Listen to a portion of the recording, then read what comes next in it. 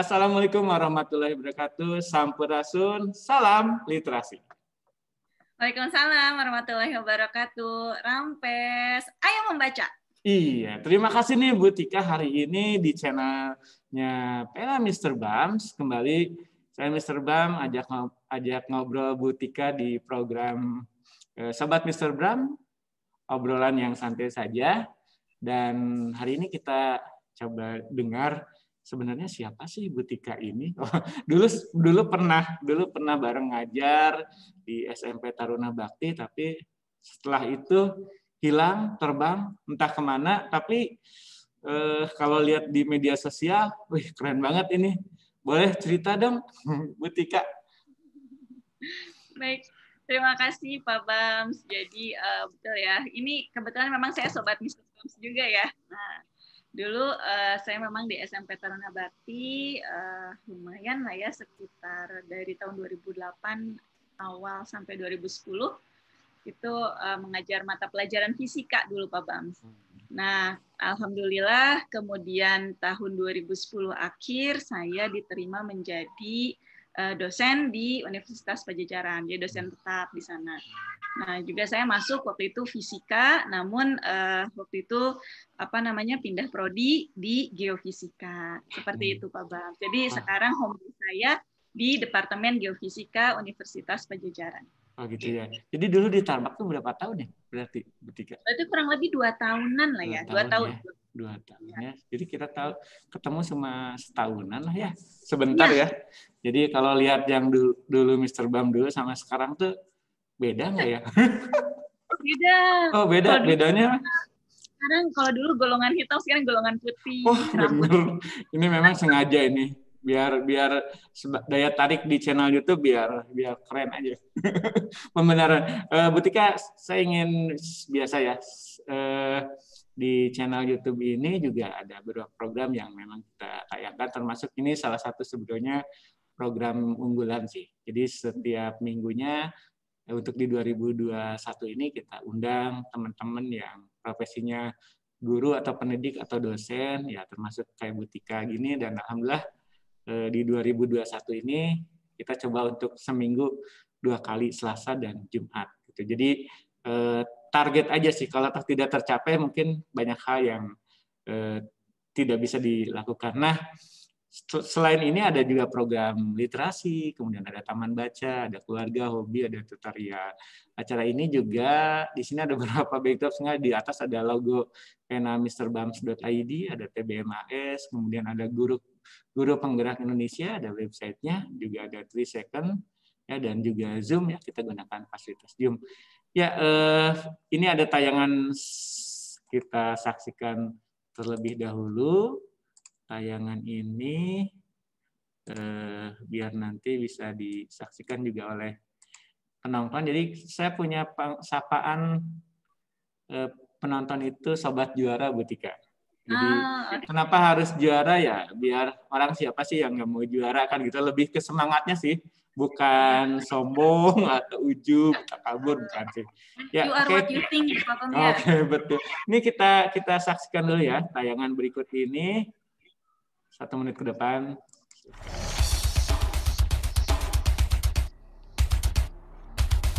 40 peneliti internasional berkolaborasi di sini. Membutuhkan persiapan hingga 10 tahun lamanya. Menggunakan lebih dari 400 ton alat-alat berat. Melibatkan tim pengebor profesional. Bersama-sama peneliti, mereka bekerja tanpa henti. 24 jam sehari, 7 hari seminggu, 30 hari dalam 1 bulan. Inilah penelitian danau terbesar di Asia Tenggara. Hanya di Danau Towuti, Sulawesi Selatan, Indonesia.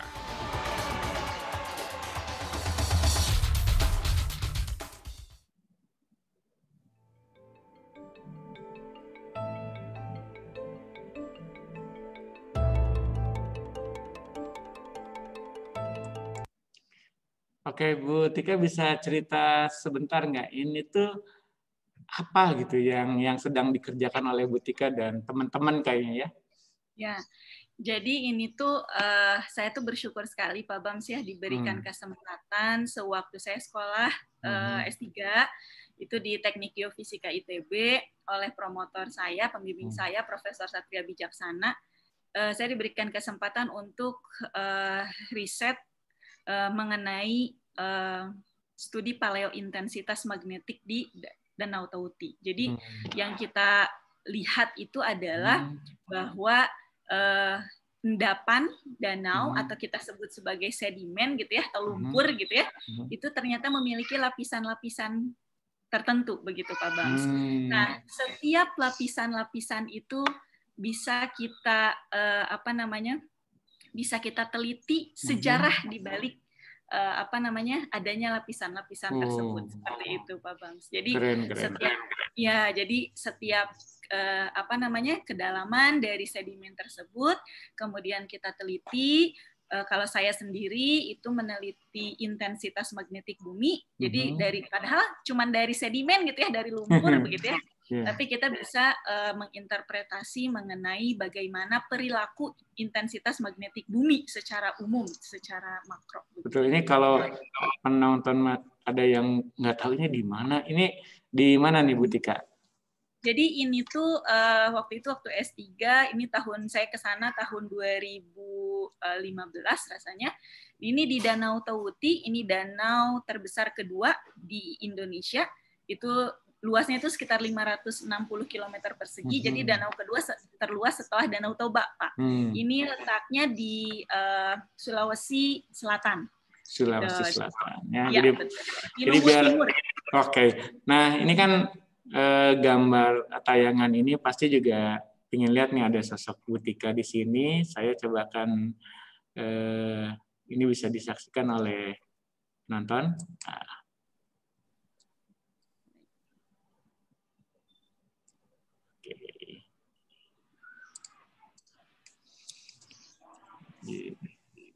To be part of such a big project, meet a lot of people, also from the US, from Canada, from Germany, from many different countries, and also be part of the drilling operation. I mean, because I don't think there are many projects like that. I mean, maybe like 3 per year or something. So it's really cool to be part of one of those. Jadi terlibat dalam penelitian sudah banyak, namun untuk yang skala internasional seperti ini baru pertama kali.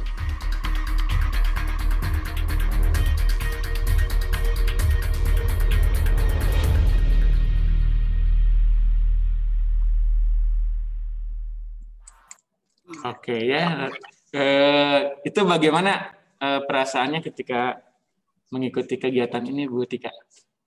Senang sekali ya Pak. Jadi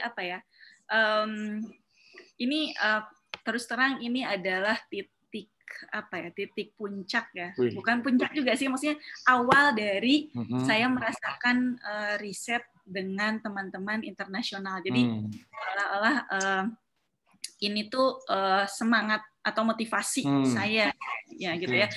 Motivasi awal saya yang tentu saja ini kesempatan emas lah yang diberikan oleh promotor saya, oleh Profesor Satria, seperti itu. Jadi bagaimana cara berkomunikasi gitu ya kan, karena orang Indonesia kadang-kadang kan komunikasi saja kadang sulit begitu ya. Nah kemudian bagaimana cara memanage gitu ya terhadap dalam pengambilan sampel di lapangan, kemudian kita juga harus fisik juga harus kuat karena mengambil sedimen yang dalamnya itu ratusan meter juga dalam waktu 3 bulan Pak kita di sana gitu ya, dan itu memang itu pengalaman yang luar biasa begitu. Capek banget pasti, tapi lama juga ya. Iya. 3 bulan. Karena iya. Jadi kita istilahnya drilling Pak, drilling. Jadi mengebor. Tapi pada saat itu lagi penelitian, maaf sudah berkeluarga atau belum ya waktu itu? Sudah Pak. Ya. Jadi saya punya anak kecil dulu. Jadi dibawa ke sana juga? Enggak Pak, enggak. Jadi waktu itu kami sempat LDR. Kayak di film aja. Iya, jadi sempat jauh. Alhamdulillah sih juga berkat sebetulnya dukungan dari promotor, dukungan dari keluarga ya, Betul, terutama betul. suami, Ya. Orang tua dan anak juga alhamdulillah. Haruslah di dalam Ya. keluarga yang hebat itu pasti memang harus saling mendukung ya. Ya, itu justru saya ngundang Bu Tika kan dulu kenalnya guru gitu. Justru yang mau dieksplor tuh sebenarnya di gurunya itu sih sebetulnya. Ketika ketika saya di Tarembak aja kalau lihat Bu Tika tuh guru yang apa ya? Kalau bilang jenius lah ya. Jadi maksudnya tapi katingali pinter gitu. Ayo pinter ya gitu. Katingalin aja. Katingali padahal nyapisan gitu. Padahal ya pinter gitu. Ketika nih waktu ada nggak misalnya pengalaman waktu ngajar, ketika ngajar kemudian beranjak ke sekarang dosen, kemudian ada nggak bedanya gitu antara yang dulu jadi guru sekarang jadi dosen misalnya? Oke. Intinya kalau bagaimana memperlakukan siswa kalau dulu ya, kalau sekarang itu mahasiswa, bagaimana kita bisa memperlakukan mereka dengan baik. Nah, memperlakukan dengan baik itu pertama lihat kebutuhan akan pelajaran, akan materi begitu ya. Bagaimana sebenarnya siswa itu ingin diajarkan gitu Pak. Jadi itu sebetulnya nanti pendekatan metode kali ya, pendekatan metode nantinya. Kan kita ingin kitanya enak mengajar gitu ya, dimengerti oleh siswa. Siswa juga ingin enak belajar gitu ya, sehingga cepat mengerti. Nah itu sih sebetulnya. Apalagi buat dosennya kayak gini nih. Memang saya suka bertanya ya atau meminta feedback dari siswa atau mahasiswa baik dulu dan sekarang gitu ya. Sebenarnya inginnya itu seperti apa gitu ya. Tentu saja kan kita juga sama seperti ke anak gitu ya. Tidak semua dituruti, tetapi yang bisa kita lakukan yang terbaik buat siswa atau mahasiswa ya kita ikuti.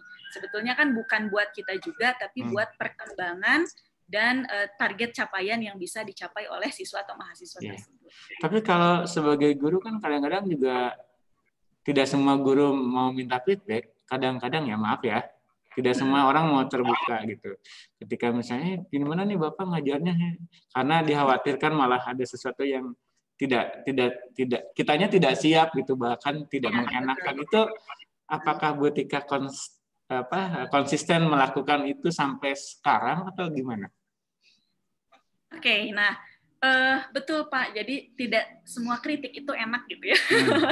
Kecuali kritik gitu. Ya. Jadi kalau saya ya gini, kan keberhasilan atau kegagalan siswa atau mahasiswa itu kan ada dua faktor. Bisa dari merekanya sendiri atau bisa dari kitanya. Gitu. Bahaya nih kalau yang kedua nih. Nah, itu dia. Makanya apakah kitanya sudah mengusahakan dengan baik gitu kan? Kita bercermin dulu aja. Apakah kita sudah mengusahakan dengan baik? Kalau misalkan kita sudah usaha dengan ini, dengan itu begitu ya. Nah, sekarang kita coba lihat mahasiswanya gitu atau siswanya. Nah, siswanya bagaimana kan kalau di statistik mah siswa juga terdistribusi normal gitu ya, dari yang paling bisa gitu ya sampai yang paling nggak bisa juga ada gitu kan. Nah itulah gunanya feedback gitu Pak Bams. Jadi kita bisa mengimprove sebenarnya kita tuh mau ngajarnya nanti seperti apa. Ini seleb banget ini baru beberapa menit udah. Tapi emang begitu Pak. Jadi emang kita sebagai apa ya? Kalau PNS kan pelayan masyarakat ya. Jadi kita juga nggak boleh pundung ketika memang kita dikritik kalau kita salah gitu ya. Kecuali kalau kita benar ya harus mempertahankan gitu. Ini memang ilmu jangan pundung itu selalu saya dapat di mana-mana gitu. Waktu jadi Pak RW dinasihati oleh Pak Kades, tadinya Pak RW tentang pundungan gitu. Jadi jangan mudah tersinggung mungkin ya gitu ya. Ya, nah Bu Tika kalau misalnya dengan kondisi sekarang ya dengan masa pandemi seperti ini gitu kan, kemudian juga ada pengalaman saat menjadi guru gitu.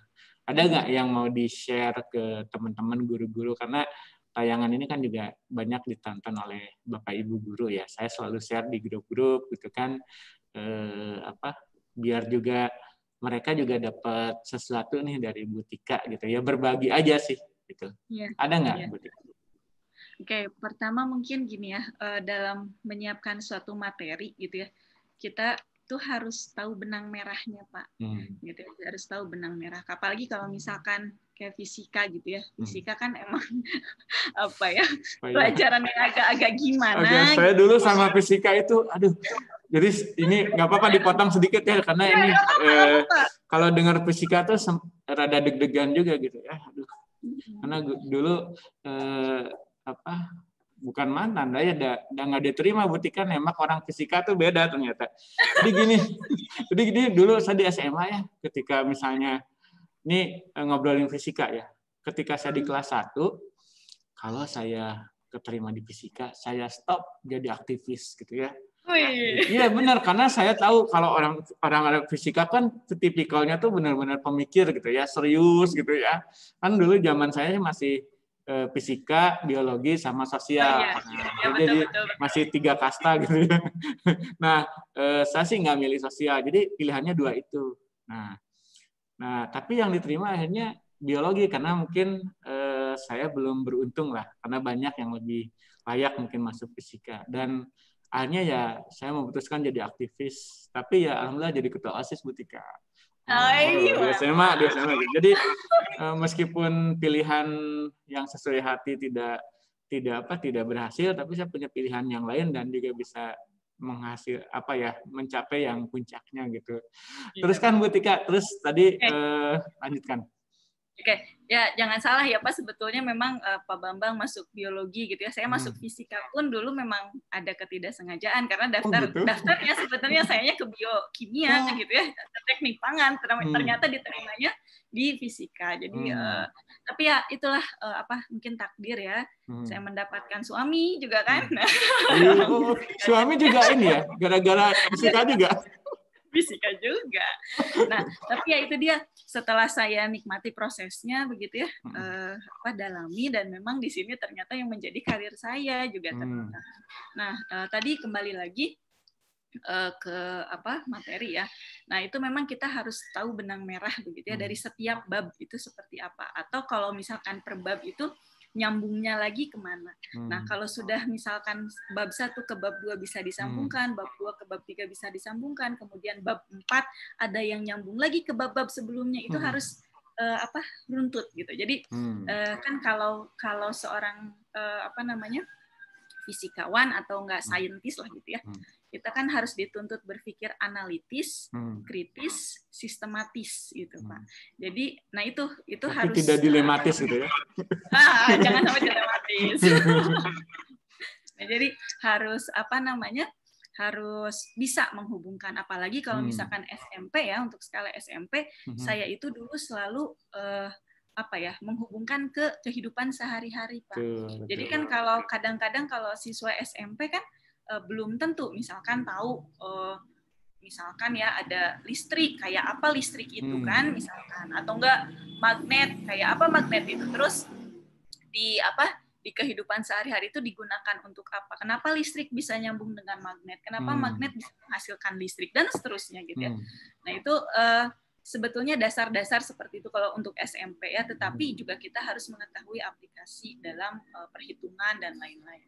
Jadi logikanya dulu dikuatkan, setelah oh iya ini fungsinya buat ini, nah untuk ngitung ini perlu ini gitu ya, dan seterusnya. Nah, dan saya tuh dulu tuh memang kan ada, kalau dulu mah RPP Pak Bams, kalau sekarang ada masih ada sih dibilang istilahnya, kita RPP sih masih RPP ya.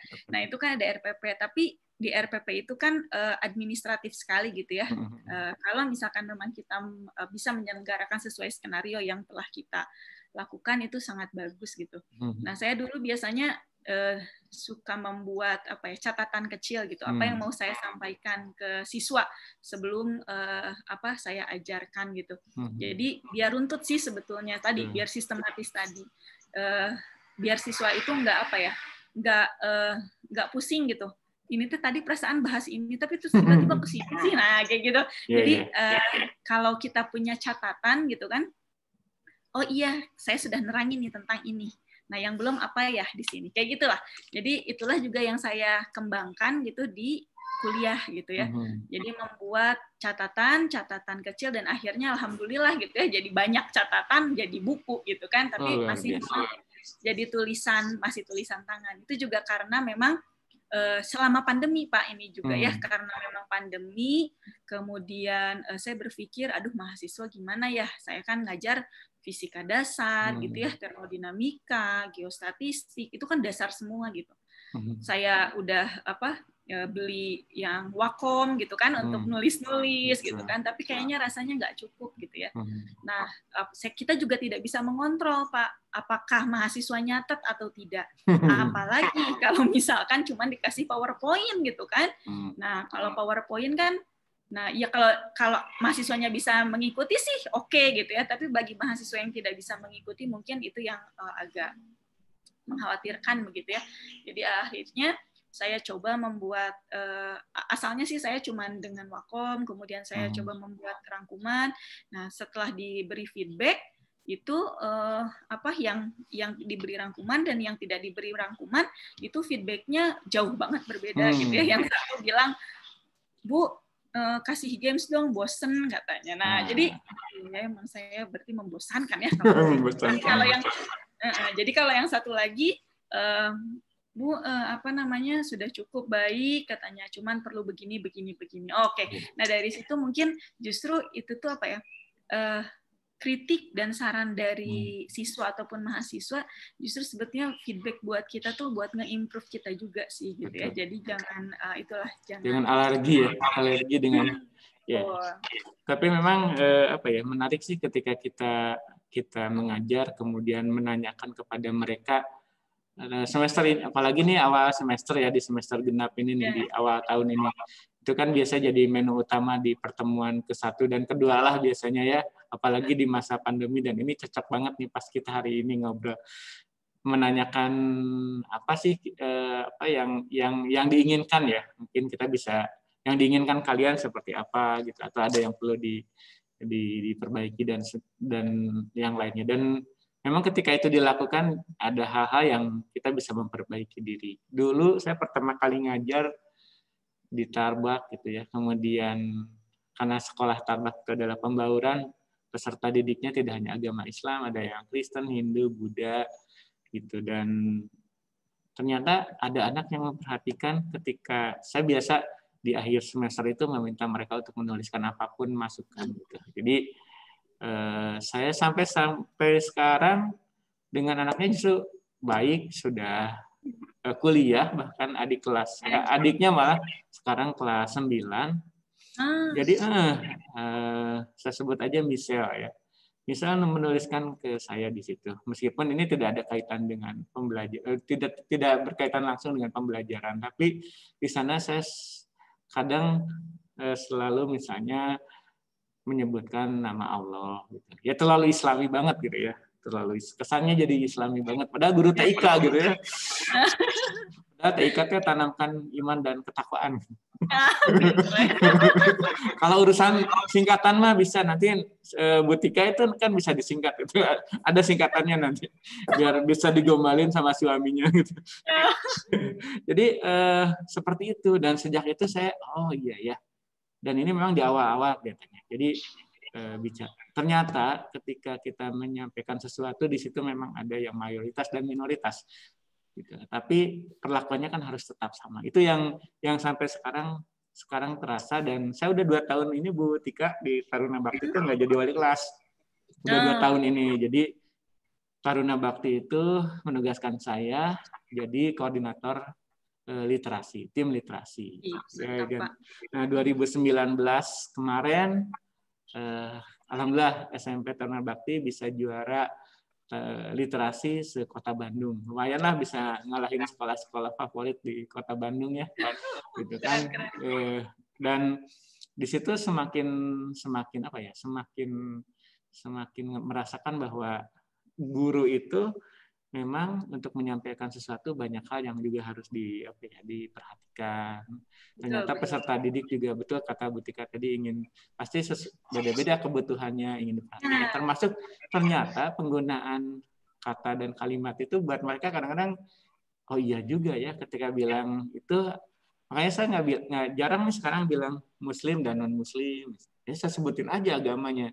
Yang Islam ini, yang Kristen ini, yang Hindu ini, yang Buddha ini. Jadi itu salah satunya. Nah, Bu Tika dari guru terus jadi dosen, kemudian terakhir kan ini Bu Tika bisa sampai ke S3 di usia yang masih relatif cie masih anak paling banyak yang lebih muda enggak kalau gitu banyak yang lebih muda berarti saya nggak tahu pokoknya buat ukuran iya Bu Tika maksudnya tuh belajar itu kan beda ya. Saya aja ngerasain S1 aja tuh kayaknya tuh jungkir balik gitu. Kan saya masuk ke Tarbak aja belum S1 waktu itu. Masih AMD, ahli mendongeng.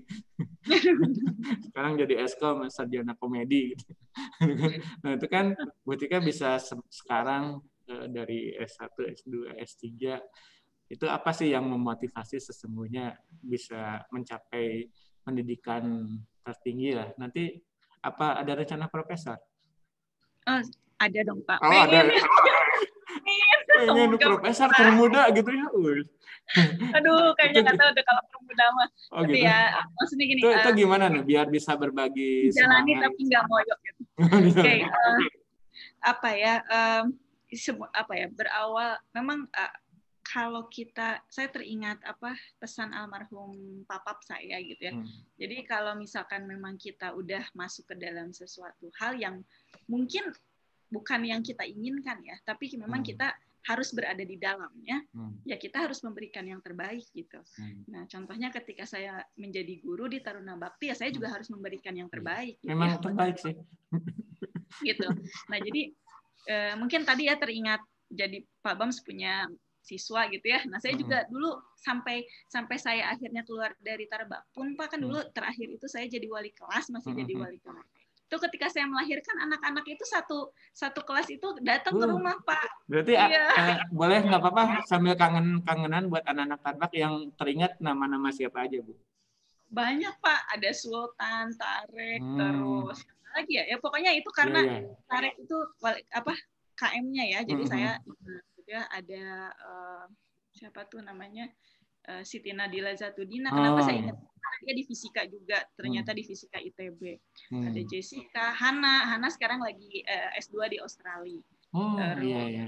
Ya, jadi saya juga ketemu Hana karena dia juga studinya memang tentang kebumian juga. Nah, jadi di ITB waktu itu sempat ketemu waktu saya S3, dia S1 Pak, dia mau S2. Nah, intinya mah berikan usaha terbaik yang kita bisa aja dimanapun kita berada. Nah, walaupun sesuai kemampuan ya Pak ya maksudnya. Betul. Nah, kita juga kan nggak bisa ngotot kalau kita nggak mampu gitu kan. Sesuai kemampuan yang kita bisa kita berikan. Kalau nggak bisa kita usaha lagi aja gitu. Nah, termasuk di Unpad juga ya kita berikan yang terbaik yang kita bisa aja gitu Pak. Jadi kalau misalkan kalau kita bisa ya kenapa enggak? Nah, kalau enggak bisa masa iya gitu kan. Maksa ini.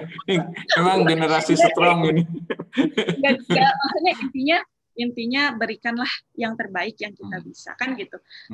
Kita juga kan suatu kebanggaan mungkin ya buat saya pribadi ya bisa berada di sekolah dulu ya, di sekolah Taruna Bakti. Orang-orang ingin menjadi bagian dari Taruna Bakti aja sulit gitu kan ya. Nah, saya sudah berada di situ, kemudian kita harus berusaha memberikan yang terbaik. Nah, sekarang juga sama. Saya berada di Unpad begitu ya, dan orang-orang banyak yang ingin ada di Unpad gitu ya. Kita yang sudah ada di sini, kenapa kita nggak bisa ngasih yang terbaik gitu. Betul. Luar biasa. Tapi kalau lihat prosesnya kayak misalnya S2, S3 itu beasiswa atau gimana Bu Tika? Kalau S2 itu enggak Pak, enggak beasiswa. Karena dulu itu memang dari proses S1 sampai S2 itu sempit. Jadi saya belum sampai nyari beasiswa, dan itu saya waktu sekolah S2 itu sambil ngajar juga. Jadi bolak-balik ITB Tarbak. Tapi alhamdulillah karena dekat dan alhamdulillah terima kasih ini kepada Pak Insan ya dulu Kasih Kurikulum dan kepada kepala sekolah dulu tuh Bu Lucy yang sekarang Pak Insan kepala sekolahnya. Sekarang Pak Insan kan. Itu yang memberikan kepercayaan ya kepada saya untuk sekolah lagi gitu ya. Kepercayaan sebagai wali kelas gitu kan. Nah, itu memang di Tarbak ini digembleng Pak ya. Saya terus terang mental, fisik juga digembleng dan tapi akhirnya membuat kita kuat gitu. Betul. Ya, membuat kita kuat. Jadi ya harus sekuat kita ya yang hari ini ketemu. Termasuk siswanya juga kan karena memang siswa karena guru saja digembleng ya, guru harus menggembleng siswa juga. Jadi siswanya juga harus kuat gitu kan. Betul. Seperti itu. Ya, itu ada ini nggak selama melakukan proses pendidikan S2, S3 hal yang terberat menyelesaikan program studi apa sih? Oke, iya tadi saya belum kejawab Pak. Yang S3-nya saya itu Pak dapat beasiswa. Itu dapat beasiswa dari BPPDN itu dari Kemenristek-Dikti kalau dulu selama 3,5 tahun gitu ya. Nah, karena saya 3,5 tahun dulu masa studinya, kemudian di tengah-tengah saya mendapatkan beasiswa Sandwich Light Program yang ke Amerika selama 3-4 bulan dulu. Nah itu alhamdulillah semuanya beasiswa jadi tanpa mengeluarkan uang lah ya. Nah dan memang kalau dapat beasiswa itu memang harus irit-irit ya Pak ya. Karena pengukuran dan lain-lain ya, pengukuran sampel dan lain-lain itu kebutuhan yang di luar kebutuhan biasanya. Nah, kemudian kendala gitu ya waktu S2 itu, dulu waktu S2 itu sempat hopeless Pak sebetulnya. Jadi dulu itu data saya itu tidak seperti yang saya harapkan gitu. Ketika sesuatu yang tidak seperti saya harapkan kan terus tiba-tiba ini tuh udah tesis begitu kan ya.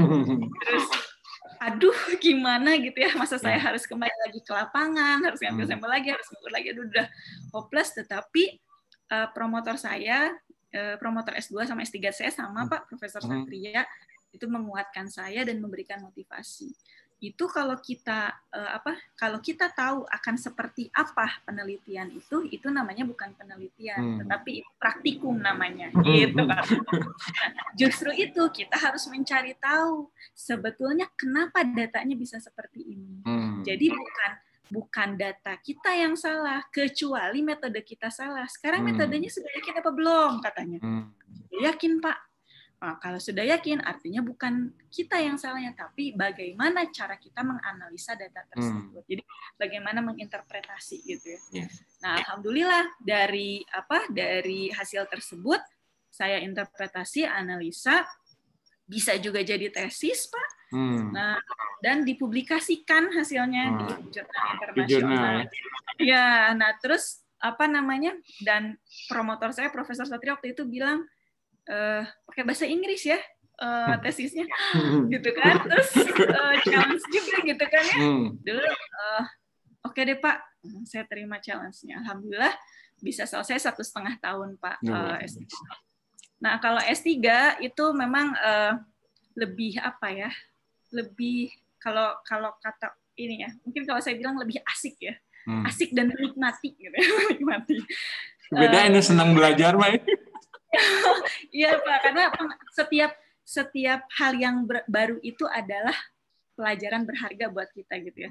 Bagaimana cara kita bisa melihat perspektif yang berbeda gitu kan, pandangan yang berbeda itu sangat seru gitu. Nah pas S3 itu justru ketika analisa juga Pak. Jadi ini harus dibagaimanakan datanya gitu ya. Dibeginikan salah, dibegitukan nggak bisa gitu ya. Akhirnya saya tanya ke dosen matematik, saya tanya jadi kan kalau dulu baca paper ya, inilah Pak manfaat literasi Pak, serius. Jadi baca banyak paper, kemudian dari paper itu kan suka ada nama autor ya, autorsnya itu nama pengarangnya gitu. Nah, saya email Pak satu-satu. Saya email satu-satu semuanya. Dibalas Dibalas, Pak. Jadi ada yang dibalas, memang ada yang tidak. Saya perkenalan dulu nama saya siapa, saya sedang melakukan apa gitu kan. Kemudian kendala saya gitu. Itu semuanya mendapatkan respon positif dari authors itu kan. Authors itu dari luar negeri, bahkan sampai memberikan software, sampai nambah teman juga berarti ya? Ya, betul Pak. Jadi memandu proses-proses yang saya nggak bisa gitu Pak. Nah itu alhamdulillah dari situ terang benderang lah akhirnya gitu kan. Nah selama itu tuh, dan alhamdulillah itu juga bisa dijadikan sebagai dipublikasikan di jurnal internasional. Dan dulu saya tuh selesai sekitar 3,5 tahunan Pak dari S3 itu. Berarti banyak juga ya jurnal-jurnal yang sudah dipublikasikan, yang dibuat Bu Tika? Banyak sih enggak ya. Kalau di Scopus itu ada 20-an ya. Oh, itu udah banyak Bu, di atas 3 banyak. Kalau di Google Scholar ada banyak. Jadi memang kan kalau kita mau publikasi itu ada yang nasional, ada yang internasional, dan internasional juga. Itu kebanyakan bahasa Inggris atau gimana? Iya, yang kebanyakan bahasa Inggris. Kebanyakan bahasa Inggris. Ada nggak yang misalnya memang ini cocok buat SMP gitu? Ada? Iya, jadi saya itu kan ada kolaborasi juga Pak. Jadi dalam menulis itu kita tidak hanya misalkan kalau kita punya keilmuan yang lain gitu kan, kita bisa berkolaborasi dengan dosen di universitas lain atau dengan guru, itu bisa. Nah nanti misalkan guru punya bahan apa, kemudian dengan metode yang benar didapatkan datanya, itu bisa dipublikasikan begitu. Ada beberapa hasil penelitian dengan bekerja sama dengan dosen UPI itu ada. Oke. Nah tadi kan sempat terucapkan nih literasi gitu. Zaman waktu kita ketemu di Tarbak kan belum terlalu booming ya istilah literasi. Literasi baru mulai booming ketika misalnya mulai zaman Mendikbudnya Pak Anies Baswedan, sehingga ada gerakan literasi sekolah. Meskipun pada saat itu Pak Anies nggak lama sih sebetulnya. Dan gerakan literasi sekolah memang saat di SMP Taruna Bakti ya kita lakukan. Program utamanya kan 15 menit membaca buku sebelum belajar. Yang dibaca buku non pelajaran. Jadi nggak boleh buku pelajaran, gitu kan? Nah itu yang dan kalau di Tarbak ya kita sudah konsensi dengan itu. Ada 15 menit membaca buku sebelum belajar. Bahkan di awal-awal tuh sebenarnya masih di jam pelajaran di Tarbak. Jadi jam ke-1 cuma kan pasti jam ke-1 waktunya merasa terambilkan ya. Dari misalnya 45 menit diambil 15 menit ya tinggal 20 menit jadi keambil gitu ya. Jadi akhirnya alhamdulillah berkat Pak Insan gitu saat itu tidak lama sih program itu langsung masuk sekolah dimajukan jadi 645.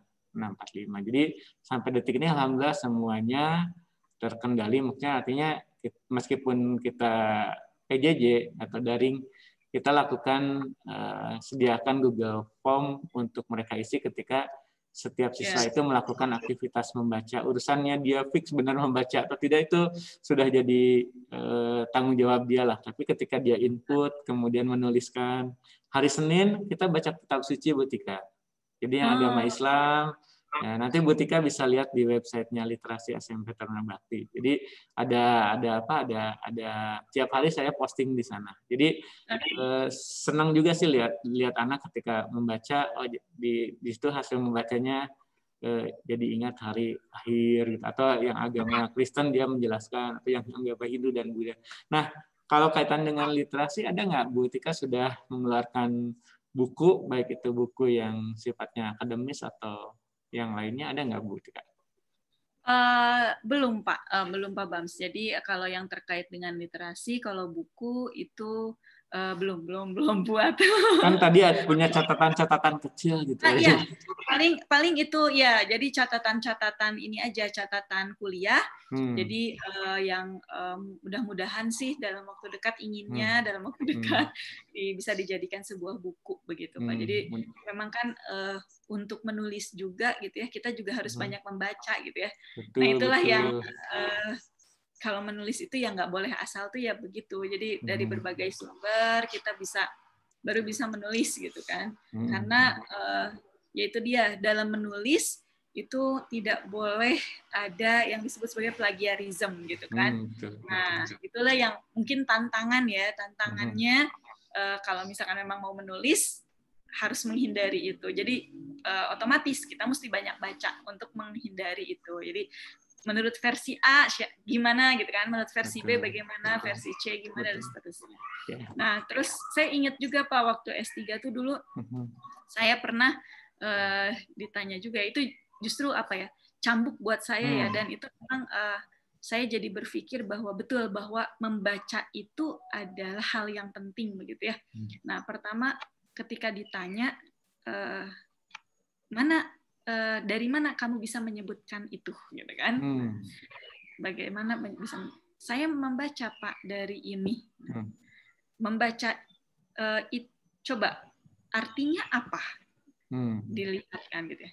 Nah, artinya ketika kita membaca itu, kalau istilahnya Profesor Selvi itu jangan langsung ditelan. Kalau makan jangan langsung ditelan, tapi dikunyah dulu, baru ditelan. Artinya juga sama, kalau kita membaca jangan langsung diartikan begitu, gitu ya. Tapi kita harus lihat dulu apa sih sebetulnya makna di balik itu. Seperti itu sih Pak Bams, yang mungkin memang tantangan ya dalam menulis itu seperti itu. Ya memang sekarang dengan program literasi, kemudian membaca, apalagi nanti dikaitkan dengan UN udah nggak ada, sekarang ada AKM gitu kan. Memang ini pemerintah sedang melakukan program-program yang ya kalau kita nggak siap dengan perubahan sih kadang-kadang naon deuinya apalagi kan gitu ya. Gitu. Termasuk dengan kondisi yang sekarang yang kondisinya sedang makin nggak bagus sih sebetulnya dengan sekarang, bahkan guru-guru juga sebenarnya enakan tatap muka sih sebetulnya. Iya Pak. Dibanding sekarang gitu. Tapi justru pandemi bagi saya artinya ini membuka peluang-peluang untuk melakukan sesuatu yang di luar kebiasaan sih. Sama halnya seperti bikin acara ini kan juga gara-gara pandemi. Ini Pak, orang yang paling baik itu adalah orang yang bisa mengambil banyak hikmah, ya kan? Itu kan. Jadi ingat setiap hari saya kan bikin kalimat bahagia tuh. Iya kan? Kalau misalkan kita nggak bisa mengambil hikmah dari setiap keadaan gitu kan, ya memang susah ya. Jadi kita intinya harus bersyukur lah ya, kita diberi sehat gitu kan. Nah ya itulah, ketika pandemi ini kita mesti apa yang bisa saya lakukan ya. Betul. Ngobrol seru juga nih. Kalau udah ngobrol kan asik terus ya. Ketika kalau misalnya apa sih yang dilihat dari saya di edisi sebelumnya saya ngobrol dengan seorang guru yang jam terbangnya sudah cukup tinggi gitu ya. Artinya 30 tahun ngajar. Wah. Bahkan beliau pernah pelatihan di sekolah ketika saya jadi murid di sana gitu ya. Jadi apa nih ya sesungguhnya yang harus dipersiapkan di kondisi sekarang gitu ya. Jadi kondisi sekarang ini buat guru-guru melihat perkembangan zaman, melihat kondisi sekarang yang informasi begitu mudah didapat, anak-anak dekat dengan gawai gitu. Wah, sekarang nggak usah belajar juga, jadi serba tahu. Tapi tetap aja sosok guru atau dosen bahkan tidak tergantikan ya dengan teknologi gitu. Ini apa nih ke depan kira-kira yang harus dilakukan oleh Ibu Bapak guru melihat kondisi real sekarang gitu, Bu Tika? Oke, baik. Intinya Pak, jangan mudah menyerah oleh perubahan ya. Jadi ketika awal pandemi saya ingat Pak, justru saya belajar dari guru loh Pak. Saya dosen padahal ya, maksudnya saya belajar dari seorang guru teman saya waktu kuliah gitu. Ketika tahu akan ada pembelajaran secara online, saya langsung lihat hal yang paling mudah, yang gratis, yang bisa diakses semua orang. Dulu itu ingat banget tahun kemarin bulan Maret itu pakai Google Classroom, kan? Yang paling cepat, yang paling gampang, bisa diakses oleh siapa saja dan free gitu kan. Nah artinya ya sudah, cobalah cari cara gitu ya, bagaimana mengoperasikan. Itu kan sekarang mah gampang ya, di YouTube juga bisa. Kemudian cari media lah intinya. Saya tidak mau kalah gitu ya oleh ibu saya yang tahun ini mau pensiun gitu kan, tahun kemarin tuh dia sangat semangat gitu kan Pak untuk bagaimana mengajar begitu ya, bagaimana mengajar padahal udah tua gitu kan, masa yang muda-muda kayak kita gitu kalah gitu ya, gitu ya. Nah intinya mah jangan menyerah terhadap perubahan zaman, kan kita juga harus mendidik anak seperti pada zamannya gitu ya. Ingat aja itu. Jadi ya kita juga harus mau nggak mau harus mengikuti gitu ya, seperti itu, mengikuti bagaimana perkembangannya. Tetapi mungkin harus diingat bahwa untuk beberapa materi juga tadi guru itu tidak bisa tergantikan begitu. Nah, mungkin bisa saja mereka mengakses begitu banyak video YouTube, banyak slide gitu ya, banyak buku gitu. Buku kan sekarang bisa saja mendownload macam-macam. Tapi makna di balik setiap langkah atau makna di balik setiap materi itu yang mungkin mereka belum paham betul. Nah, itulah di situ kita harus masuk gitu ya. Itu tugas kita berarti ya. Betul Pak Bams. Jadi bagaimana bisa membuat anak didik atau peserta didik itu memahami, bukan hanya tahu tapi paham gitu. Paham mengenai pelajaran apa yang mereka sedang pelajari. Jadi itulah, paham itu memang sulit ya Pak. Paham gitu. Padahal kalau untuk tahu ya mengetahui ya bisa gitu. Tapi saya pernah belajar kan, tahu gitu kan. Tapi kalau paham, memahami gitu ya. Nah, itu mempraktekkan gitu. Ini zebra cross ya buat nyebrang gitu ya. Tapi nyebrang di mana aja. Ini tempat sampah ya. Kalau ada sampah ya. Nah, itulah hal-hal kecil seperti itu aja kan kadang-kadang. Sampah belum beres di kita. Masih tetap aja lihat sampah lah, meskipun ada yang banyak, ada yang ini, sampai kalau urusan sampah tuh biar katanya nggak ada yang buang sampah harus pakai kata-kata yang sampai menusuk, pokoknya 7 turunan aja sampai segitunya. Artinya kan memang hal-hal yang sederhana, dan itu barangkali jadi tugas kita semua. Bu Tika nih ngobrol asik banget ya. Jadi waktu tuh katanya ya jalan terus gitu. Kadang-kadang saking asiknya kita nggak ngerasa kok nggak kerasa, padahal harusnya mah terasa gitu ya. Bu Tika, saya selalu nonton juga tayangan lain gitu ya, podcast yang lain, tapi kadang selalu dilakukan di sini biasanya memberikan sebuah pertanyaan yang ini terinspirasi dari tayangan Putri Tanjung ya. Putri Tanjung juga kan punya podcast gitu. Dia suka nanya, kalau 5 tahun ke depan Bu Tika nonton tayangan ini, apa sih yang mau disampaikan buat diri sendiri gitu kan lucu ya Bu Tika nyetel ini, tapi kira-kira 5 tahun ke depan kemudian di video itu ngomong ke diri sendiri gitu. Artinya kan udah melampaui batas 5 tahun gitu. Apa yang mau disampaikan? Sebenarnya kan kita nggak pernah tahu ya kita nanti seperti apa gitu. Kalau 5 tahun ke depan, anak udah umur berapa? Anak pertama mungkin ya udah SMP. Nah, SMP kan udah kebayang tuh kan, berarti anaknya SMP. Yang kedua berarti SD. Nah, gitu kan. Kan apa yang mau disampaikan bebas aja deh. Aduh, apa ya? Tika, see you on top. Dah, itu aja. Wih, oke. Ya, terus, nah, atau ada, dulu kan pernah ngajar di Taruna Bakti, ada nggak mau disampaikan buat murid-murid tidak hanya murid Bu Tika yang di SMP ya, buat mahasiswa-mahasiswanya juga, karena kan tayangan ini nanti beredar. Apa yang mau disampaikan buat mereka? Silakan. Oke, terima kasih ya Pak Bams. Jadi intinya berusaha itu jangan pas akhir gitu ya, pas mau kalian emang butuh kerja untuk kerja gitu. Tapi emang mesti dipupuk dari awal, dari kecil gitu kan. Karena kalau cita-cita itu ya nggak bisa otomatis kayak gitu aja gitu.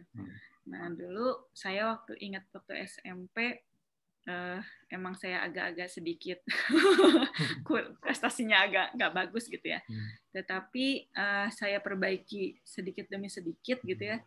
Dan pada akhirnya saya bisa gitu ya mengejar itu pas kuliah gitu. Jadi kalian yang dari sekarang SMP gitu ya, seriuslah belajar gitu. Serius, bukan buat orang tua kok gitu ya. Orang tua mah tidak butuh pembuktian yang kayak gimana gitu kan. Ngelihat usahanya anak-anak aja udah luar biasa gitu kan. Apa ya? Itu sebetulnya buat diri mereka sendiri gitu. Untuk diri mereka sendiri, untuk kalian nanti ke depan gitu kan. Nah, mahasiswa juga sama, bukan buat dosen, bukan buat orang tua yang nanti bangga kalian bisa menjadi apa, tentu saja orang tua, tapi yang akan lebih bangga itu diri kalian sendiri, bahwa ternyata saya bisa loh kayak gini sekarang. Nah, itu mungkin motivasi yang harus terus dipupuk gitu ya, bahwa ingat cita-cita kita teh mau apa gitu Pak. Nah, jadi kalau misalkan kita udah punya cita-cita dari dulu, itu ngejarnya itu enak gitu. Jadi tahu gitu. Nah, mudah-mudahan mudah-mudahan guru dan orang tua juga kan bisa untuk membimbing gitu ya, membimbing dan mendorong anak-anak bisa mencapai cita-cita. Karena terus terang saya dulu cita-citanya menjadi guru Pak Bam. Dari saya ingat ibu saya kalau cerita, Dika mah dulu mah cita-citanya pokoknya pengen jadi guru aja. Nah, hayang jantan guru kunaon teh? Nggak tahu Pak, pengen jadi guru aja. Jadi apa ya? Nggak tahu ya. Jadi bisa berbagi ke orang itu lebih seneng ya Pak ya. Gitu. Ya. Terus saya bisa masuk ke UPI gitu ya. Dan saya sudah melakukan berbagai cara untuk menghindar menjadi guru, tetap aja jadi guru gitu. Sempat menghindar jadi guru juga. Oh my god. Jadi pernah saya ditawari untuk bekerja gitu ya sebagai akuntan gitu ya, dan di perusahaan yang sudah berdiri dengan baik gitu ya Pak. Tapi rasa-rasanya gitu masih gimana ya? Jadi dulu tuh ada pilihan mau kerja di sana atau mau S2 gitu. Nah, saya memilih untuk S2, Pak. Gitu. Ya, gitu. Jadi apa? Ya, kadang-kadang hidupnya kayak puzzle ya. Jadi menyusun gitu. Dulu saya ingat waktu SMA itu keluar 92 karena saya kembar gitu. Kemudian bapak saya udah angkat tangan untuk nggak ada biaya nih kuliah gitu, cari yang kuliah yang bisa dibantu sama saudara misalnya, tapi yang nggak terlalu lama. Jadi dulu tuh udah sempat daftar ke PGST Bu Tika, masih IKIP waktu itu, tapi nggak lulus gitu. Temen saya yang ikut-ikutan aja malah lulus, tapi itu 92 dan baru terasa jadi guru itu 2008 ya di Tarbak. Jadi cukup panjang gitu penantiannya tuh.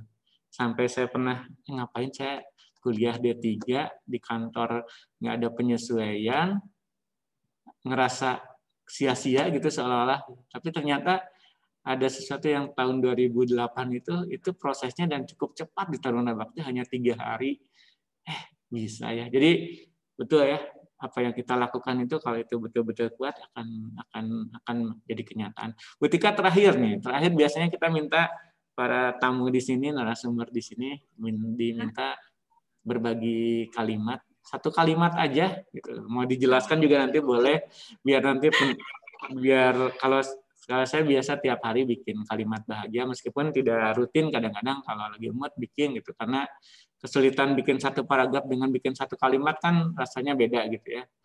1 kalimat aja Bu Tika, apa nih buat sobat juara di sini. Oke, mungkin saya nggak tahu nih ya arti sebenarnya, cuman ibu saya pernah bilang nihil ex nihilo. artinya itu kita tidak akan menjadi apa-apa kalau kita tidak berbuat apa-apa. Wih, luar biasa itu. Bye Mama Tika gitu. Aduh. Karena beliau guru matematika, Pak. Jadi nihil itu. Jadi nihil itu kan betul. Tapi guru matematika kalau nggak ada TIK-nya nggak bisa jadi matematika. Nah. Atau ada kaitan dengan nama nggak itu matematika itu Butika gitu? Saya jadi nggak ada ya. Kan nama aslinya Kartika ya. Ya betul. Kartika, tapi ya nggak tahu lah nyambung atau tidaknya. Bu Tika punya mamah yang juga guru matematika, nggak tahu apa hubungannya antara matematika dengan namanya. Bu Tika, terima kasih sudah hadir di channel ini. Terima kasih sudah hadir. Mohon maaf kalau ada hal-hal yang kurang pas. Bagi para yang biasa nonton, terima kasih ya. Yang merasa bahagia boleh subscribe channel ini, share juga boleh. Kemudian kita didukung ada website penamisterbams.id, ada logo TBM AS Lebakwangi. Ini taman bacaan kami, Bu Tika. Sudah mau 10 tahun, nanti 5 Oktober 2021. Doakan saja bisa bikin sesuatu ya. Terus di situ ada guru penggerak Indonesia, Om Jai. Terima kasih yang ngajarin saya juga untuk terus berkembang di menulis, kemudian di hal-hal yang lainnya. Kemudian ada 3 second, terima kasih yang juga selalu ngasih semangat lah, gitu kan. Oke, terima kasih Bu Tika. Semoga sehat selalu. Salam buat keluarga, buat anak-anak.